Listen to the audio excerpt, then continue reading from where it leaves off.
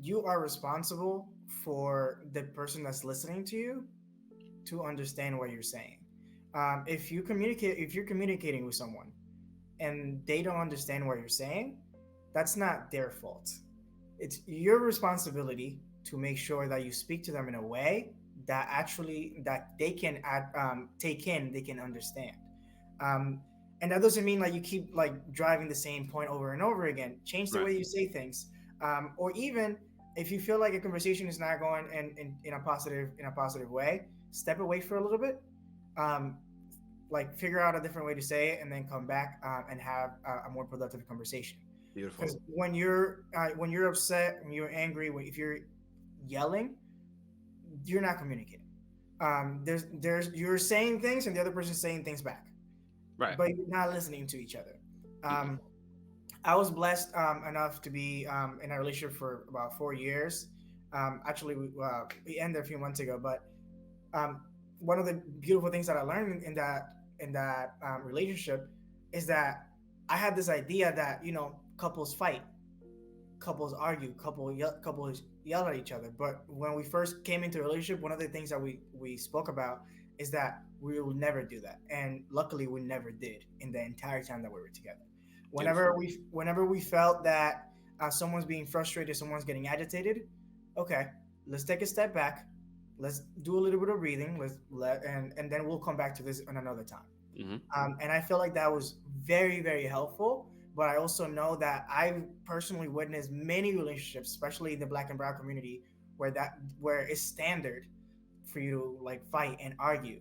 Yeah. Um, but when you feel again, back to the responsibility, that you're getting agitated, that your point is not being understood, take a step back and figure out a different way to say it, even, or take a step back, go meditate, do some breath work, whatever you need to do to get yourself back to baseline and to calm.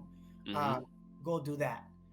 But that's definitely something that I've learned, and I've had the pleasure to like experience myself, to know that it is possible, to know that you can do it, Yes. and that we need to do it as a community, in my opinion. Absolutely. Absolutely, man. Thank you. Thank you so much for putting that out there. And I want to echo everything you just said. Mm. To me, communication is the primary issue I usually see when it comes to relationships of any kind, not just romantic, like parent to child, friends, and romantic. It usually comes down to communication, not being understood, feeling like you're not being heard. And I love what you said. I would describe that under the umbrella of a pause skill.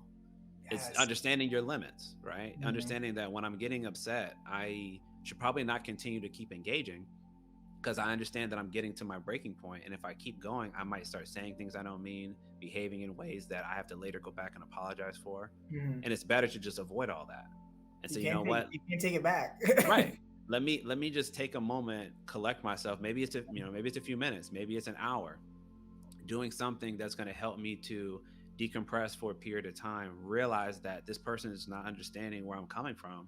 And I, like you said, I need to find another way to engage with them and be thoughtful because Mhm. I agree so much. The worst thing we can do in any relationship type is to withhold information. Mhm. You want to be honest about how you're feeling. We want to create these spaces where we can speak freely to each other, but it's also important that we as each individual, like you mentioned, feel the level of, I would say, duty and responsibility to each other to be transparent about whatever it is that we got going on. That to me is how we help prevent issues from occurring or from them getting out of hand in a way Mhm. that they don't have to. We don't have to yell, we don't got to scream, nobody got those hands, nothing like Mhm. that. None of those things have to be normalized, none of them. But it requires a certain level of intentionality. I have to be able to say, you know what? And again, this is, I'll use myself. Like if I was talking to my son or talking Mhm. to a partner or talking to my sibling, I care about you enough that I don't want to say things that I don't mean. I'm getting Mhm. quite upset right now. Let me take a moment because I don't want things to get out of hand. That to me would be the responsible way to approach it. Because at the end of the day, when we have relationships with people, right? I would like to be able to say, I think this is fairly universal, that we want to be understood by them. Mhm. Would you agree with that statement, Carlos? 100%. Okay. 100%. So if I know I want to be understood, then that means I need to really take my time and be thoughtful about how I choose to express myself. Because my intention is not to hurt you, it's not to deceive you, lie to you, be insulting, anything like that. It's just because I want you to understand how I see things and how I feel. And I want to make sure that I'm doing the same to create the environment that you want to do the same with me. Mm-hmm. That would be healthy communication. It doesn't mean it's always that smooth. It's not going to be exactly the way I said it. I'm talking about the essence, the overarching theme. If we're going to communicate, that would be the way I would hope that we would all want to do it. Because if we're all being understood, there's really no reason to argue. Mm-hmm. There's really no reason to fight because I get where you're coming from. I get where you're coming from.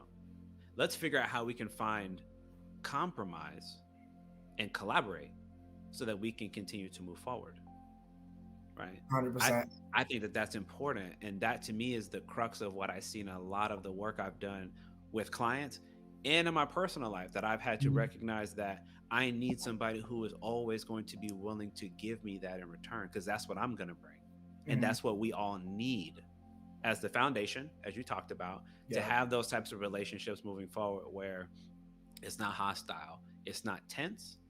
And then going back to why Carlos and I are here, to help men be more comfortable with being vulnerable, Yup. right? That's what we hear.